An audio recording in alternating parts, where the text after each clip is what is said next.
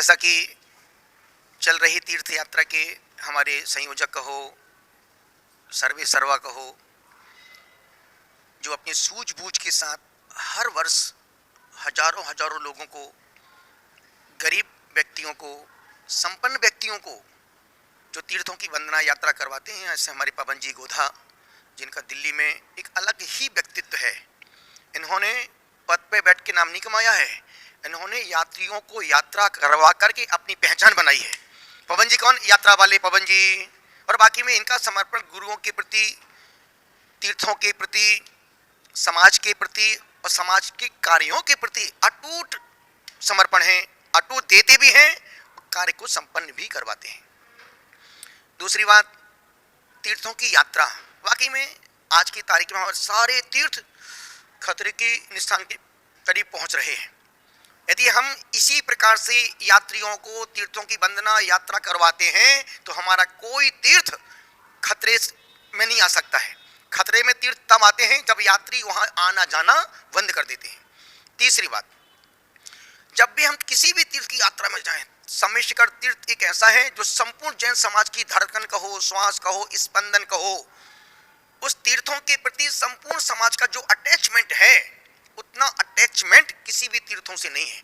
और बाकी में उस तीर्थ की यात्रा करने से, चढ़ने से, जाने से, आने से, रहने से अद्भुत अद्भुत एनर्जी, अद्भुत पावर मिलता है।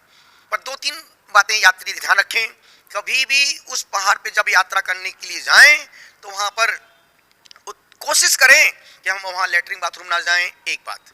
दूसरी बात, वहां पर यदि आप कुछ खरीद के अपने साथ, जो भी खाना पीना अपने साथ लेके जाओ ना, कौन मना कर रहा है, पर वहां खरीद के खाने का मतलब है तुमने तीर्थ की पवित्रता में गंदगी को फैलाने में तुमने अपना सहयोग दे दिया।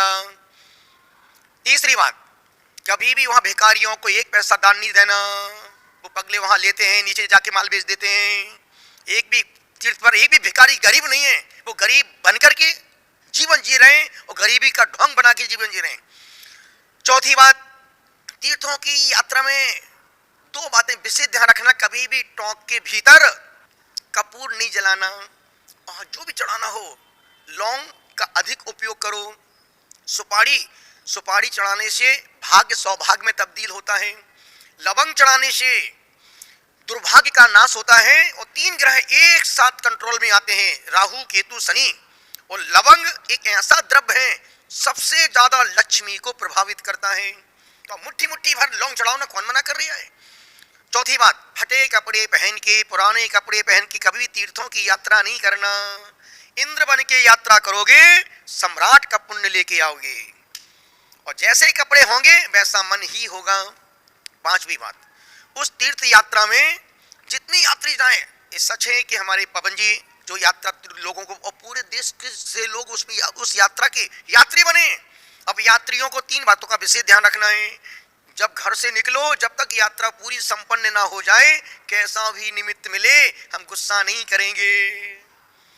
मान अपमान को, क्यों 7 दिन की यात्रा है, मन खराब करके, वैसे भी तो कभी कभी जाने का मौका मिलता है, और यदि हम उस यात्रा के दरमियान मन को खराब करते हैं, मन क्लेश से, संक्लेश से, द्वेष से, कसाय से भरता है, हमारी यात्रा करना नहीं करना सब बराबर है। कैसा भी निमित्त मिल जाए, क्रोध कसाय नहीं करना, और सिर्फ ये सोच के जाना मैं तो यात्री हूं, यात्रा में तो ऐसा सब होता है। दूसरा बात, जब हम घर से यात्रा के लिए निकले, जब तक लौट के वापस नहीं आए तब तक हम संयम का पालन करेंगे। यदि कोई शादीशुदा है, हम ब्रह्मचर्य का पालन करेंगे, अपनी मर्यादा का पालन करेंगे, इस प्रकार। तीसरा नियम, घर से निकलने से जब तक घर में लौट के वापस ना आए, कुछ भी हो जाए, हम रात में कुछ भी नहीं खाएंगे। पीने की छूट है, पीने के मतलब दूध उकाली नहीं तो तुम वो सब एक बोतल चढ़ा जाओ, मैं वो पीने की बात नहीं कर रहा हूं। मैं तो बोल रहा हूं कि यदि वो पीना भी पड़े तो मजबूरी में 2 घूंट पीना। पानी, स्वामी जी पानी पी के, पानी की बात कर रहा हूं। लेकिन भूल के कुछ भी तीर्थों पर खाने का मतलब है, आचार्य कहते, नीतिकार कहते हैं, अन्न स्थाने कृतम पापम धर्म स्थाने विमुच्यते, धर्म स्थाने कृतम पापम वज्र लेपो न भविष्यति। अन्यत्र किया गया पाप लोग सिद्ध भूमियों पर जाके धोते हैं, और सिद्ध भूमि पर किया गया पाप वज्र लेपो न भविष्यति, पत्थर पत्थर पर खींची गई रेखा के समान है। तो निवेदन कर रहा हूं, यात्रा में जाओ तो यात्री बन के जाना, मेहमान बन के मत जाना, बराती बन के मत जाना, धनपति बन के मत जाना, अफसर बन के मत जाना, साहूकार बन के मत जाना, सिर्फ जाना भक्त बन के जाना और भगवान का पुण्य लेके अपने घर में लौट के आना। और बहुत सारी बातें हैं, तो यात्रा में उन बातों का ध्यान रखें। कोशिश करना कि तुम यात्रा पैदल ही करो, क्योंकि दूसरों के कांधों पर सवार होकर आदमी मरघट पहुंच सकता है, मोक्ष नहीं जा सकता है। दूसरों के कांधों पर सवार होकर के आदमी पारसनाथ की टॉप पर तो पहुंच जाएगा, पर पारसनाथ तक नहीं पहुंच पाएगा। कोशिश करना, यदि हाथ पर जिंदा हो तो कोशिश करना कि पूरी यात्रा पैदल करो, और नहीं कर पाओ तो फिर डोली की शरण लेना, पर बाइक का उपयोग नहीं करना। इस प्रकार से मैं पवन जी की पूरी टीम को, उनकी जाम्बो टीम को खूब खूब आशीर्वाद देता हूं, उनकी यात्रा की खूब खूब परमात्मा से अनुमोदना करता हूं, प्रार्थना करता हूं संपूर्ण यात्रियों की यात्रा निर्विघ्न सानंद संपन्न हो। जो भी यात्री लौट के आए, एक संकल्प लेके जरूर आना, और वो संकल्प आपका खुद का अपना होगा, मेरा अपना कुछ नहीं। सद्भावनाओं के साथ खूब खूब अनुमोदना, खूब खूब आशीर्वाद, पवन जी को खूब खूब आशीर्वाद।